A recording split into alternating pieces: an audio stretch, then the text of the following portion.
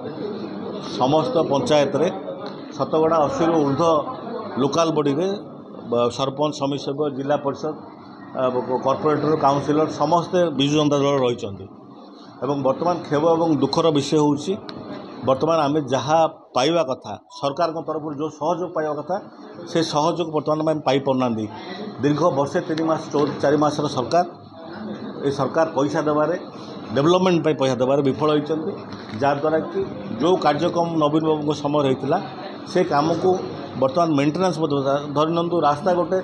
ठीक भाव में मेन्टेन हो पाने एवं नवीन बाबू समय